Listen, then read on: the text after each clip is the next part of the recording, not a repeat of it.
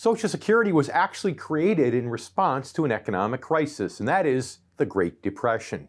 So is the system in danger again from a new economic crisis in this COVID-19 pandemic?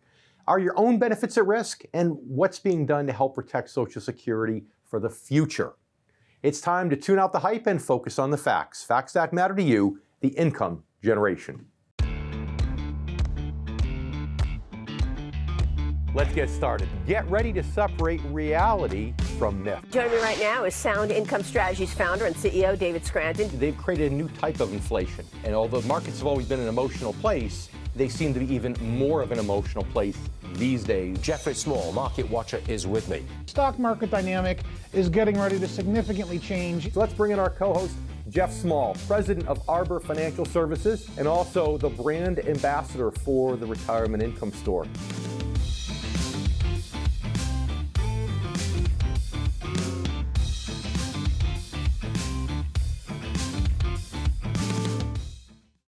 In addition to hosting this show, I'm also a practicing financial advisor and educator, even to this day. So I can tell you firsthand that some of the most urgent concerns on the minds of Americans nearing retirement now involve Social Security.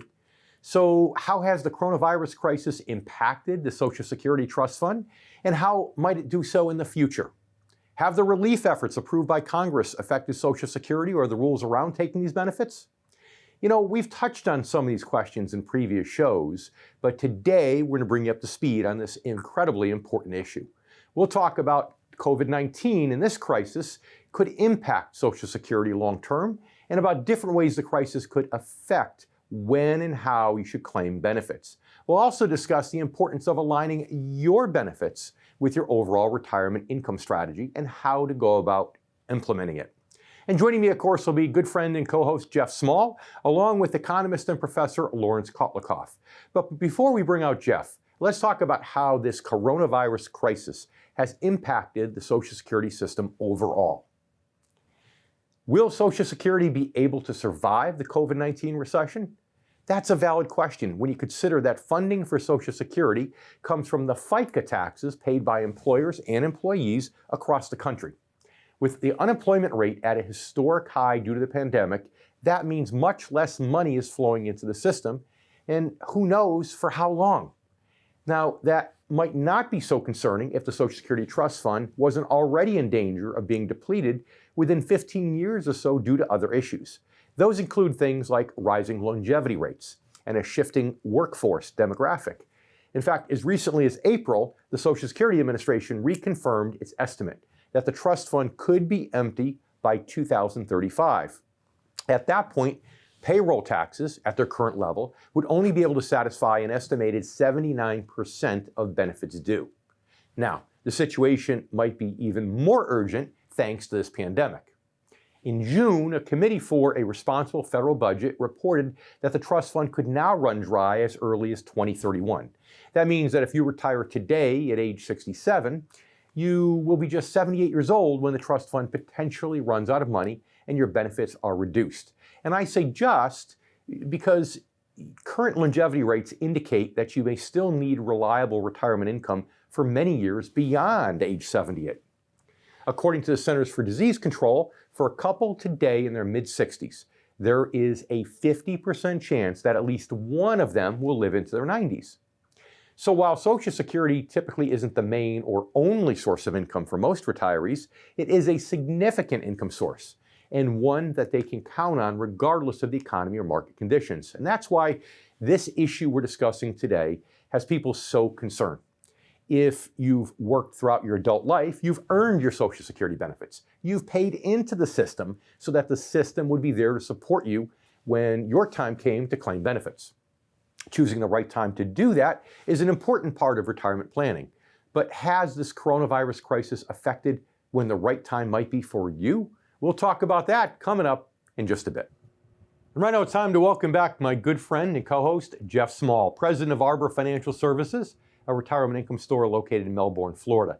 Jeff is also our very own brand ambassador for the Retirement Income Store and Amazon best-selling author of the book, Turning Financial Planning Right Side Up. So Jeff, you know how we do these Ask Dave segments periodically where people can come to the website and ask whatever question they have. Well, just last week, I recorded a lot of answers to this Ask Dave segment. And one was actually a lady who was 52 and said she was planning on postponing Social Security, but she was asking me if I thought she should take it at 62 as soon as she could, just because she's worried that it might go away or it might change if she waits another 8 years. Again, like we're talking about today, a real concern about this trust fund running out of money even sooner now because of the COVID-19 crisis. Well, we hear that all the time from people, and they know the government is spending too much money. The amount of money the government is spending and the Fed is spending with this blank checkbook is scaring people. And so people are saying, let me take my Social Security now because I don't know how long it's going to be around or when it's going to be amended or when it's going to change. Because we all know there's specific ways to collect Social Security. There's specific ways that are designed for that person to collect Social Security, to take advantage of various attributes or benefits. And so, but people are usurping that and they're jumping right into it because of what's happening. Yeah, and in Congress, even before this recent gridlock that we've seen in Congress, it's actually been something where they've talked about different options, but they keep kicking the can down the road. And I don't understand it, because letting Social Security die would be political suicide for a lot of the politicians. So you think they would want to get something done to make it better. And there have been lots of ideas. In fact, in a few minutes, we have Dr. Lawrence Kotlikoff coming up. We haven't spoken to him since May, since kind of in the thick of the COVID-19 crisis. So I'm looking forward to asking him what he thinks about this and what he thinks the right fix is for the Social Security system. Because you're right, it's a definite concern for sure with a lot of members of the income generation. Yeah, it's a bigger concern now than ever before. And for what we see with people that we work with, Dave, I mean, if I've had a dollar this year for everybody that said, I want to collect Social Security now before it changes or I lose my benefits, without considering any other component of their financial life, they're just turning it on as they've been forced to retire or they've been furloughed or they've gotten away from just their career because they don't want to deal with the virus issues. And so there's many reasons people are leaving now and forcing into an early stage retirement. So they're collecting Social Security earlier, but everybody ends up collecting Social Security at some point. It usually comprises about 1/3 to 40% of a retiree's income. And so Social Security is just one leg of that income story. So the key is knowing when to take it. And I'm anxious to see what Professor Kotlikoff is going to say about when folks should take it.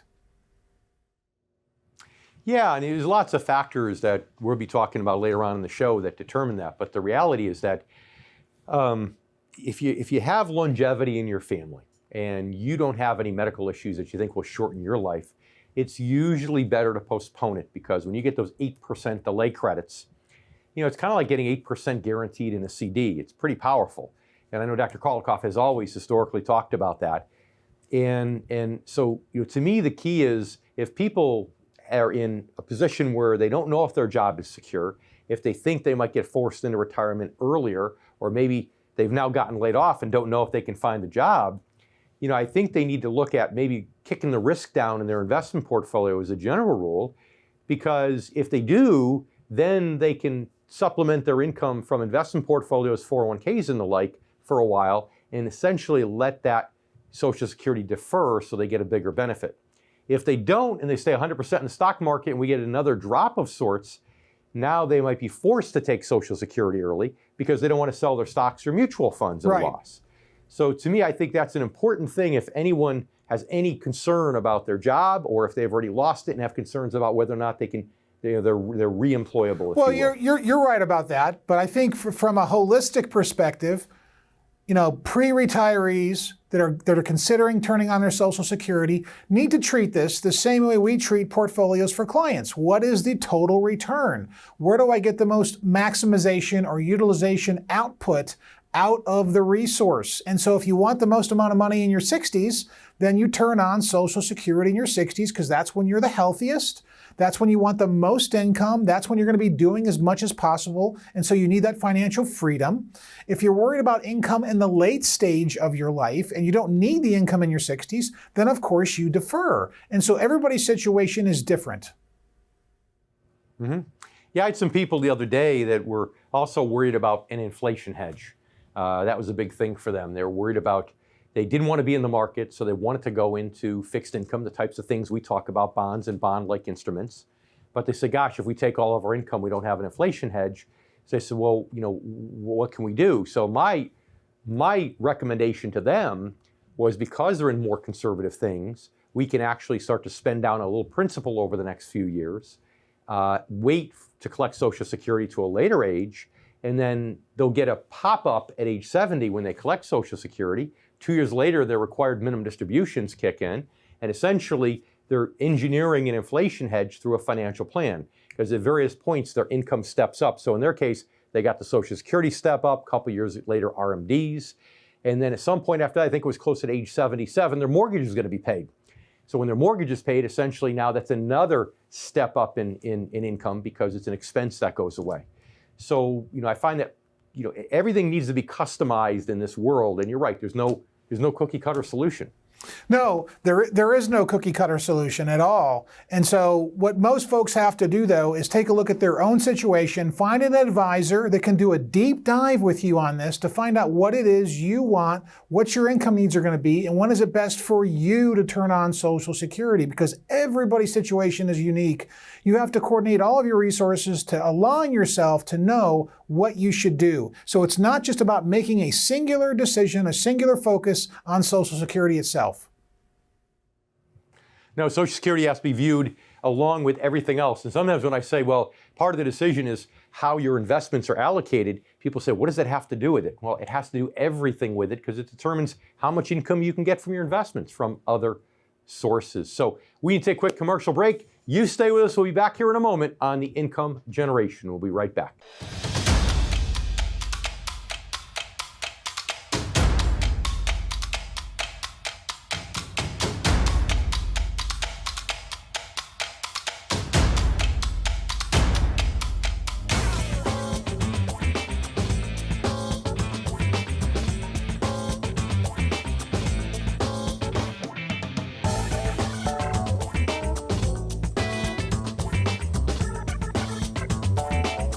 I'm David Scranton. As we reopen the economy, a renaissance has begun in the world of investing. If you or your advisor are not prepared for the new corona economy, you could be left behind. You don't have to cross your fingers and toes hoping for growth in this unpredictable stock market. There is a more conservative way, and that is to invest for income without all the stock market risk. Call the Retirement Income Store today at 866-853-7209 for your free retirement income kit. Call 866-853-7209 now. The Income Generation is now available on YouTube. Subscribe to The Income Generation so you never miss a show. You can watch all your favorite episodes now in one place, as well as catch up with your favorite financial guests. Subscribe now to The Income Generation, only on YouTube.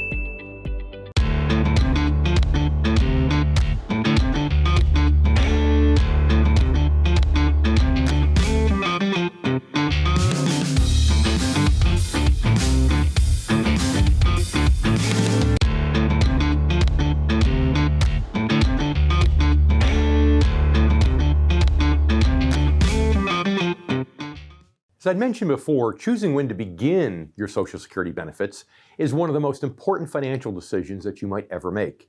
And it's an integral part of your retirement strategy. Now, most people know that you can start taking benefits at age 62, but the longer you can delay it up to age 70, the higher your payments will become. However, age isn't the only important factor that needs to be considered.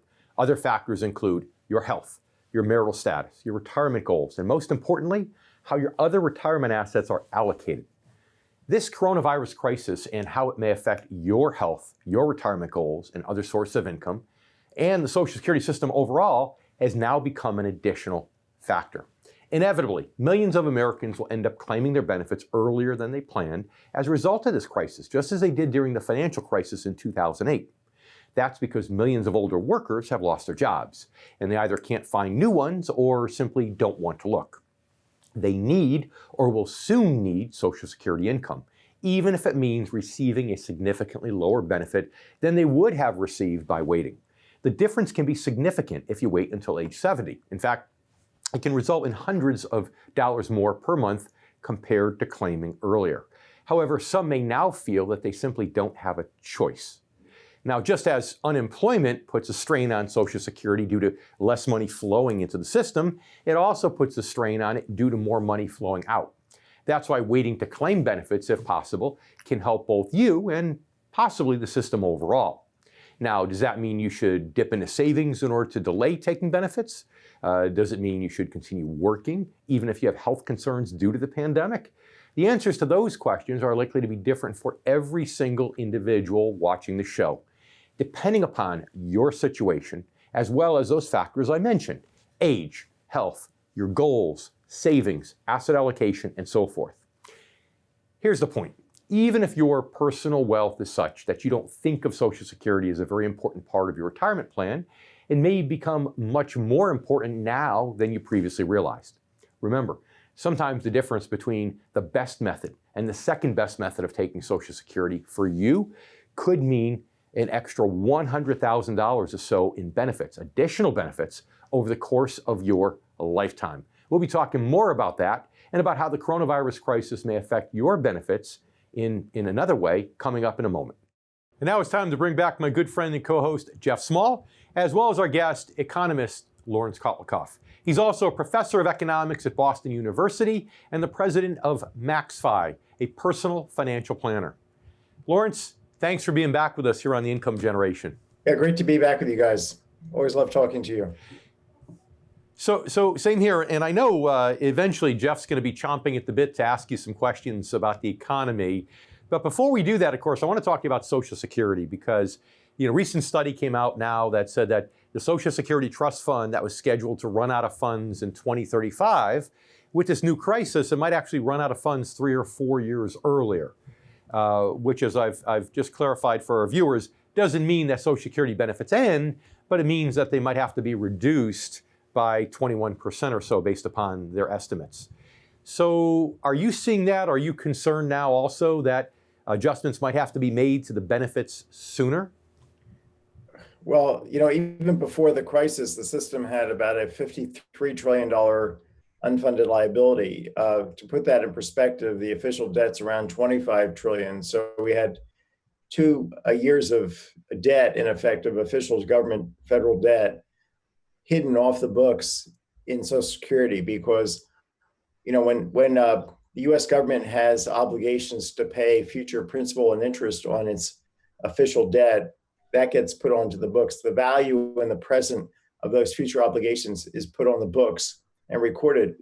When Social Security has obligations to pay future beneficiaries, it's not put on the books. So already the system was in very deep water. It was $53 trillion short in terms of comparing the present value of all the future projected benefits with all the projected revenues.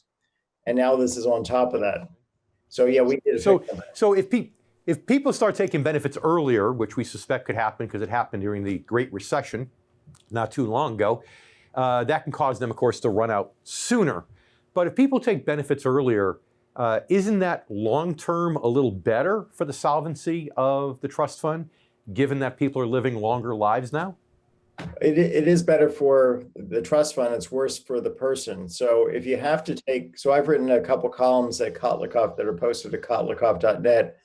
One is saying, look, if you're unemployed and you're below full retirement age, think about taking your benefit, or if you have to take your benefit early, take it. But then if you get a job again, which hopefully you will, do 2 things. Think about retiring later, and at full retirement age, suspending your retirement benefit so that it starts up again at 70 at a roughly 30% higher value than at full retirement age. And then the other thing I talked about is to tap into your retirement account money now and be patient on Social Security and wait till 70. Now your viewers here might think, well, gee, if the benefits are going to be cut in the future, better to take the money and run. But it turns out even for major cuts of 20% or so, the gains from being patient are so large that it's still a big winner to wait. Sure. And it's a zero-sum game. If it's better for the recipient, it's worse for the trust fund. If it's worse for the recipient, it's better for the trust fund. So that makes sense. Jeff? So, Professor Kotlikoff, the last time you were on the show, you said that we were entering in the greatest depression since the Great Depression because of everything that was happening with the economy and some of the other things that we're facing today.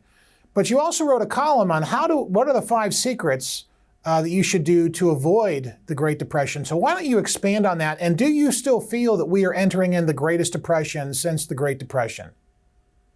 Well, I think in many ways the numbers are worse than at the beginning of the Great Depression. For the U.S., the decline in output is much sharper right in the first year now than it was in 29 to 30.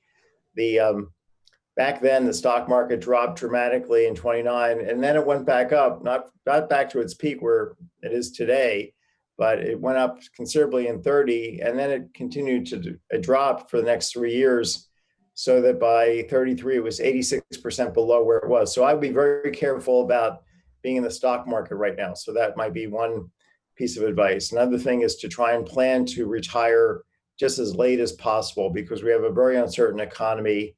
Most baby boomers are coming into retirement without having prepared well.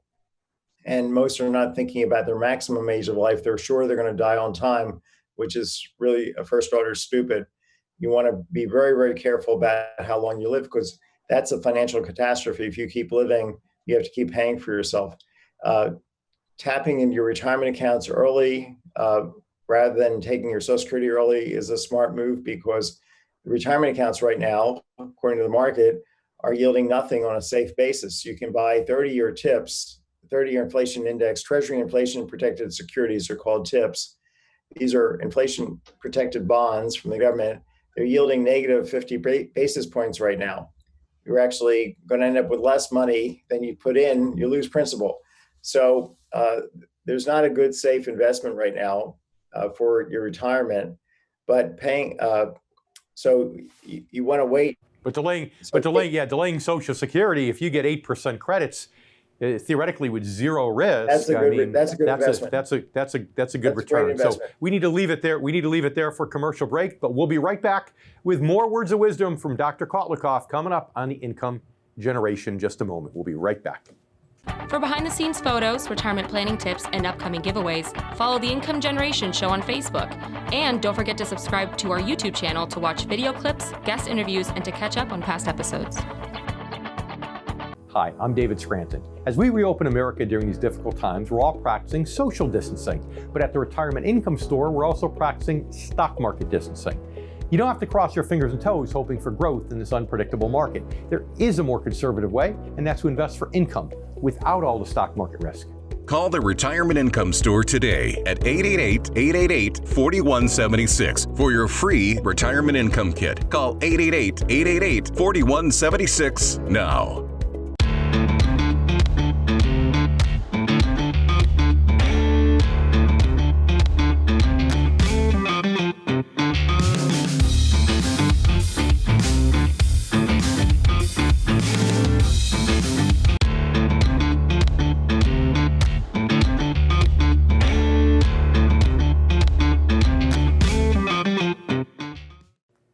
A reduction in benefits due to pressure on the Social Security Trust Fund is only one potential impact of the coronavirus crisis.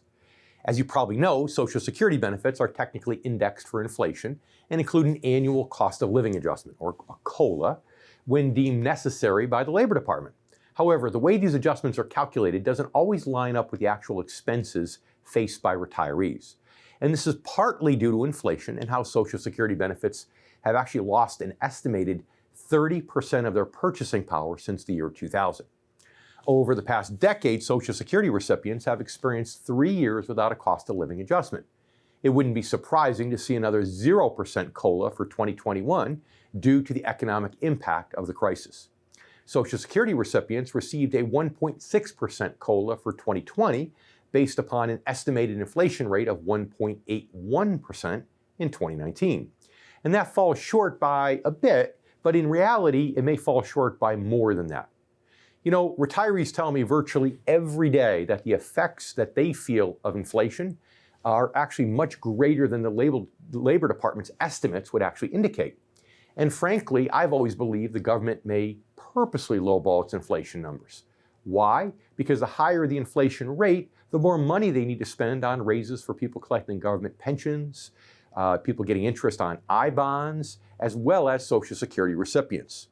So whether it's true or not, it's important to understand that inflation has a much greater impact on older Americans than on the general population.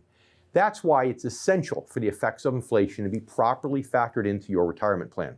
Underestimating inflation, and healthcare inflation in particular, is one of the most common reasons retirees fall short of meeting their income needs. If you can't fully count on your Social Security income to keep pace with inflation, that makes it crucial to allocate your other sources of retirement income in a way that does keep pace with inflation. And in my experience, your odds of doing that are greatly improved with the help of a financial advisor who specializes in retirement income, specifically in strategies designed to ensure that you have more secure, reliable income to meet your needs and to achieve your goals for up to 30 years or more during retirement. And that's all regardless of inflation, market conditions, or any major unforeseen challenges like the pandemic we're going through right now. Now let's bring back my good friend and co-host Jeff Small, as well as a good friend of the income generation, economist and professor Lawrence Kotlikoff. So you do believe you still have potential for this to be the greatest depression. Last week we had economist Greg McBride on the show, who actually said that he thinks it'll take 3 years or more before unemployment gets back below 5 or 6% again. Do you concur?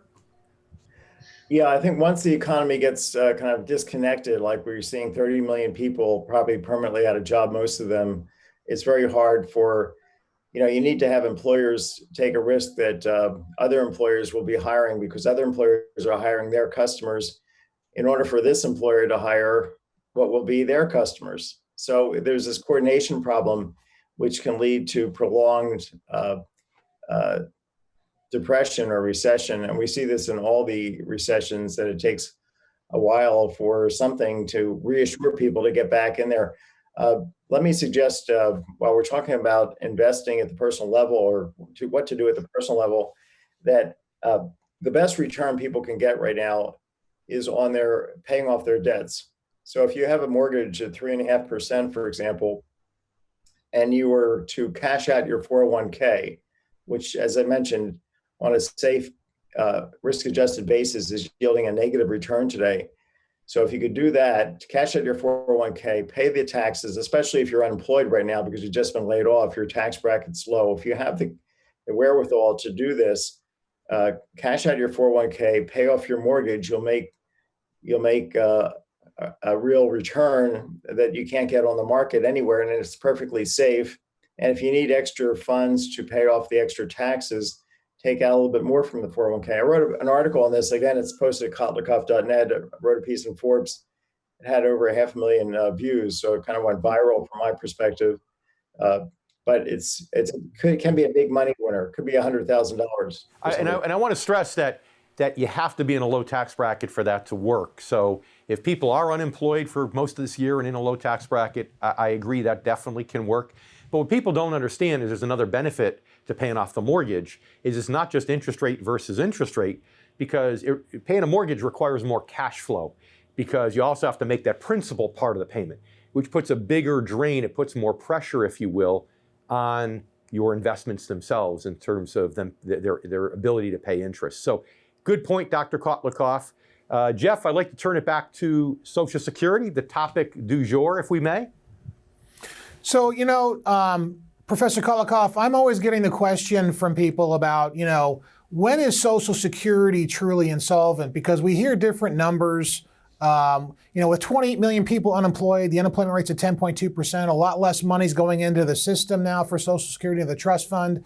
The president's talking about cutting back payroll taxes and doing a payroll tax furlough, I guess, so to speak. Where is all this going to end? Based on the current trajectory, what is the true date of insolvency for Social Security? And I'd like to add to that, if I may, Dr. Kotlikoff, what you think Congress should do to fix it. Now, they didn't take your advice last time about testing 60 people and giving them different color cards to walk around with. So they probably won't take it this time, but still, I want to hear how you think they should fix it. Yeah, I think the way we should think about Social Security is like it's a slowly growing cancer, and then you go to the doctor and you have a baseball-sized tumor, and they decide, well, let's operate on and remove half of it, and see you in 5 years. Then you come back and it's 3 times bigger, and they say, well, let's operate on half of it again. And that's really what's been happening since the Greenspan Commission. We've been doing too little, too late. And we're doing nothing right now to fix the system. So we need to have higher taxes, and we really need to, I think, freeze the current system and set up, use the payroll taxes that are coming in to pay off everybody's benefits that are obligated under the current system, and then add a new contribution, about 10% of everybody's pay, to a personal security account system that's investing in the global financial system, with a government guarantee of a zero real return. So there is a way, I think, that we can kind of spread the burden across current and future generations, but without hurting current retirees, because they're very vulnerable. I don't see anybody, Biden is not pushing that vision. He's pushing a vision of taxing people earning more than $400,000, which is a good thing, putting them back onto the payroll tax, but it's peanuts relative to the long run problem. They're looking at a measure of the insolvency of the system that they're intentionally looking at the wrong number to make their adjustments smaller. So briefly, we only have a few seconds left, but do you agree to Jeff's question, do you agree that 2031 to 2035 is really D-Day for when that runs out? I think something will be done I think something will be done. It will be like cutting half the tumor, but not even that much. So basically, we're going to kick the can down the road continually, is what you're saying. That's our pattern. And we're not talking about, the $53 trillion number is in table 6F1 of the trustees report. It's way in the back. It keeps getting pushed further back in the appendix so people won't see it. The trustees don't even mention it. And that plan that you had, Dr. Kotlikoff, was what George W. Bush was trying to do years ago. We've gotten away from it. Potentially a good plan. Only one problem is, I think, if they're guaranteeing a zero real rate of return, I think that almost guarantees that next time, instead of the Fed buying corporate bonds, the Fed will be buying stocks. They need to keep it propped up. So we'll see if that happens, if it comes back to Congress. But we need to leave it there for now. Thanks so much for being back here on the show with us. We really appreciate it. Sure, my pleasure. Take care. And you stay with us too. We have more coming up right here on The Income Generation. We'll be right back. I'm David Scranton. During my career, I found that most baby boomers have done a great job growing their retirement savings, yet many don't know how to convert their savings into steady income. And that is why I built the Retirement Income Store, to help hardworking Americans preserve their assets and establish steady streams of income. Call 866-710-1749 to receive your free retirement income kit with 5 educational tools and a no-obligation conversation with an income specialist. Call 866-710-1749. Online at theretirementinComestore.com.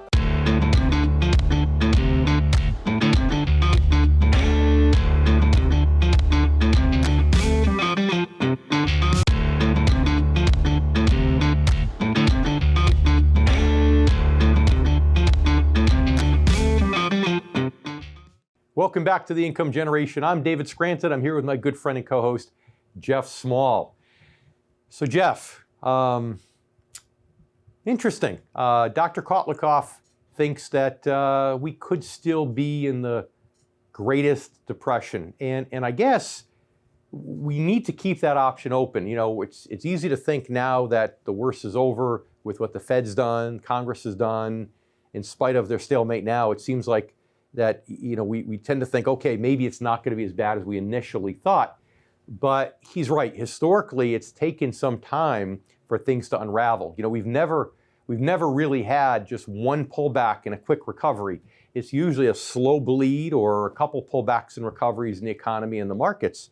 So I think it was good to at least let our viewers and listeners know that there's a really, there is a chance still out there that we could be in this thing he calls the Greatest Depression. Yeah, He's echoing the same comments that he did when he was on the show back in March, and that we were entering in the greatest depression since the Great Depression. And of course, he has a battle plan in place that he's been published on and has quite a number of followers and people, proclaiming him as being correct on some of this stuff. But I don't see the greatest depression coming around the corner. Had we had 20% unemployment, Dave, I would say yes. I expected 20% unemployment at this time in March when the mandated shutdowns happened. But at 10.2% unemployment and adding 1.8 million jobs last month, I don't see how we're in the greatest depression since the Great Depression. I'm not sure where he's at in that basis. Well, I think we do have some. The Fed is a lot smarter now than they were. Let's face it. So the Fed is in a situation where they kind of know how to handle this. The big thing that started really during Bernanke was just, let's get in front of it. Let's do more. Let's do it earlier. Let's not sit back on our heels. So I'd like to think, and I'd like to think that you're right and I'm right. But I'm just glad that he brought that up because, we have to plan for the worst. Like I always say, plan for the worst and, hope for the best. So speaking of that, we talked about Social Security.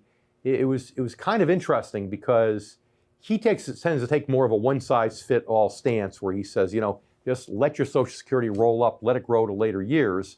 When, as we talked about at the beginning of the show, it's not always the case. It's a little more complex than that. In fact, that's why, I don't know if you're seeing this, but I know with the Retirement Income Store, all of our members across the country are doing Social Security virtual workshops in this COVID-19 world.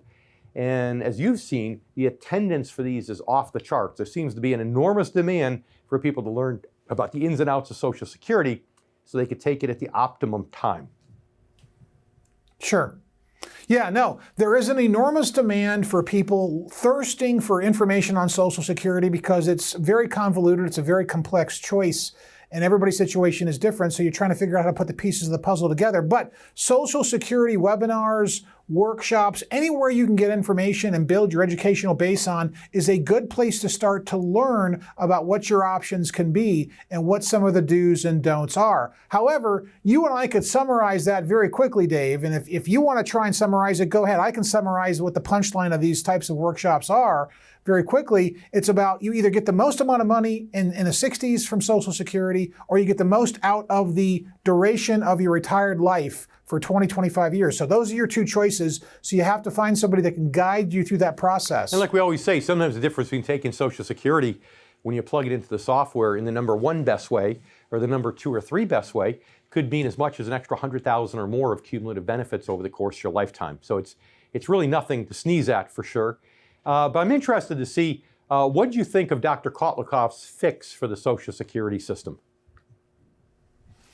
What did I think of his picks? His fix, his suggested repair for how to make the system solvent. When he said, terminate the plan as it is, pay out current recipients based upon FICA taxes withheld from paychecks, and start a new system where you're basically putting money in the stock market, but with a government floor. Here's what I think. We got a little bit less than a minute left, but if you're going to pay somebody, let's say $30,000 a year as a Social Security benefit, that's equivalent to a $600,000 portfolio earning 5% a year. And so it's going to take somebody a long time to save 10% of their income. They're going to have to start in their 20s to get up to that $600,000 number. So where's the cutoff, Dave? Where's the fairness in that? Because you have to equate a savings plan of 10% a year, which was Dr. Kotlikoff's, with the equivalency of what benefits are being paid today based on what people are paying into the system. And so that's going to be a ginormous task. Agreed. And I like what he said about having the government have a safety net where over the 20, 30-year period somebody's participating in the plan, they can't lose benefits. But then again, if there's a safety net, then you got to question, how is the government going to do that? Are they just going to keep printing more money to support the market? And that's already a concern. So let's take another quick break. We'll be back here in a moment with Dave Scranton and Jeff Small right here on the Income Generation. We'll be right back.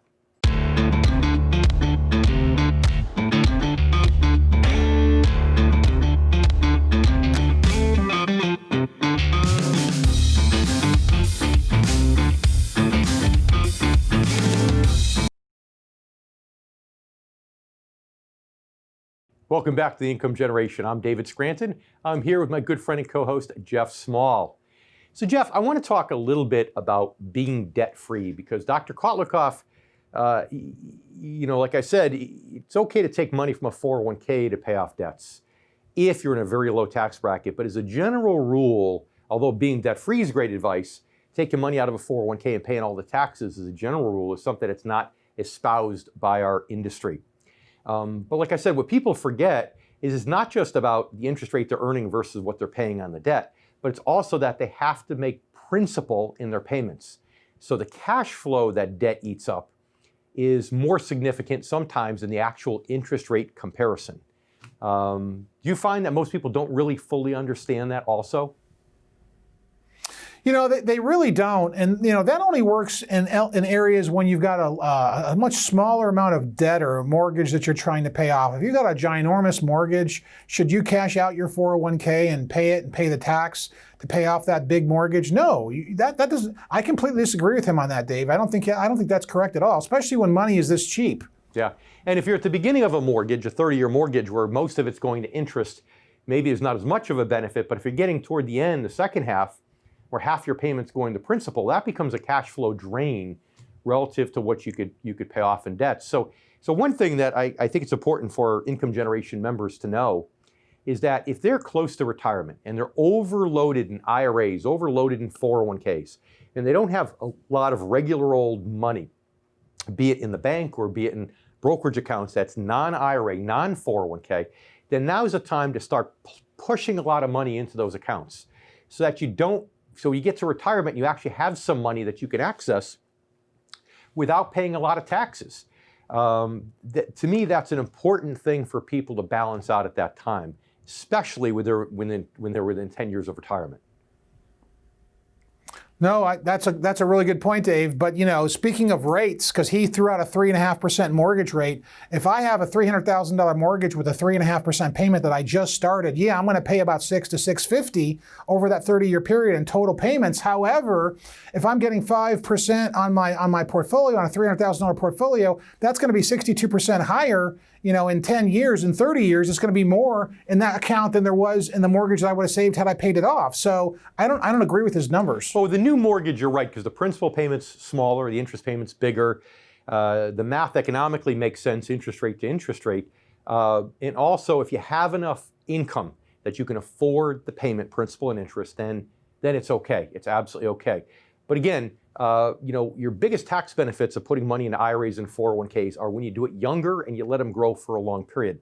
So I encourage people that get close to retirement to maybe consider putting a little bit less in tax deferred and become less lopsided. Put more in regular taxable investments so that whatever you need to buy a car when you're retired, you need to put a new roof on your house, you don't have to pull it out of an IRA and pay all that tax. Just get yourself better balanced when you're on final approach for retirement.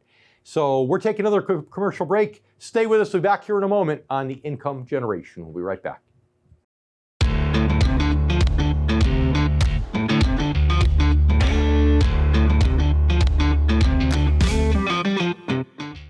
I'd like to thank my guest, Lawrence Kotlikoff, and also my good friend and co-host, Jeff Small, for joining me today, right here on the Income Generation. But most importantly, I want to thank you, our new and returning viewers. While the coronavirus crisis has understandably raised concerns about the health of the Social Security system overall, it's highly unlikely that Congress won't take action to help protect it. The program is essentially the most important part of retirement plans for many Americans, and not taking action would be an enormous political risk for lawmakers on both sides of the aisle. In the meantime, if you're at or nearing retirement age, I believe you'd be wise to revisit your own plan around taking Social Security and make sure it's still the best option in light of the pandemic. Maybe it would be better to start taking benefits sooner than you planned. Maybe you should take them later, even if it means working longer or generating income from savings. With COLA benefits, with these things being questionable or maybe minimal, is there strong enough overall inflation hedge in your retirement plan? And most importantly, are your Social Security benefits still coordinated with your other sources of retirement income in the most effective way possible? In my experience, an advisor who specializes in retirement income is uniquely qualified to help you answer these important questions and to restart your retirement for this new Corona economy. As always, stay safe and thanks for watching. If you're close to or in retirement and you're concerned about your money, It's essential you stay informed and up to date, and as you know, right here is where you can do it on the Income Generation. I'm David Scranton, and we'll see you next week. Investing for income? The idea has grown in popularity over the last several years due to today's volatile stock market. But if you're at or near retirement age, it's no longer just how much you've saved. It's about maximizing and protecting your life savings while minimizing your risk from market ups and downs. David J. Scranton's new book, The Retirement Income Story, is here to help baby boomers face the challenges of investing in this age of economic uncertainty. Visit theretirementincomestory.com to learn more. I'm David Scranton. When it came time for my mom to retire, one simple mistake forced her to work years longer than she should have. And that's why I started the Retirement Income Store, to help hardworking Americans 55 and over plan for the retirement they deserve. I couldn't help my mom, but maybe I can help you. Call 866-314-7227 to receive your free retirement income kit with 5 educational tools and a no-obligation conversation with an income specialist. Call 866-314-7227. Online at theretirementincomestore.com.